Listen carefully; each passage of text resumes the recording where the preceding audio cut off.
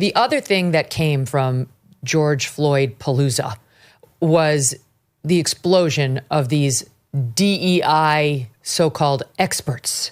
It became this very popular degree that you could get at all these elite universities. I mean, by the thousands, they churned out these DEI graduates who were ready to go into all of corporate America and DEI-ify their companies and make sure that everybody was learning about implicit bias and equity and all of this nonsense.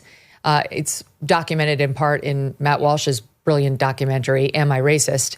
But there was an interesting report on NPR on Monday, Tuesday, that was lamenting, but to me it was a very interesting fact, the collapse of this industry and how now under Trump, they're all getting fired. All these DEI heads at all these companies, they're getting fired and they're crying in their soup because they can't get hired someplace else. Here's a little bit of that report. Numbers are pretty bleak.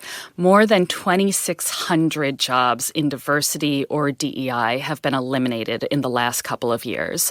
That's more than 10% of the jobs that existed at the start of 2023. This was a dramatic change from 5 years ago.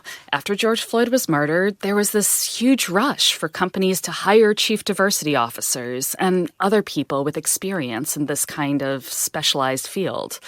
But now these people are being reassigned or having their jobs renamed or in some cases being laid off. So this is a really steep loss of a lot of jobs, and it's affecting thousands of people who are trained and experienced in this area.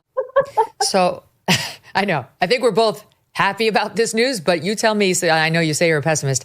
Is it really possible to root out DEI from corporate America and, dare I ask, from universities? Different question. First of all, there were very few programs that actually had majors in DEI, but all it took was to major in women's studies or Black studies or gender studies to find yourself qualified to be a diversity bureaucrat in a corporation.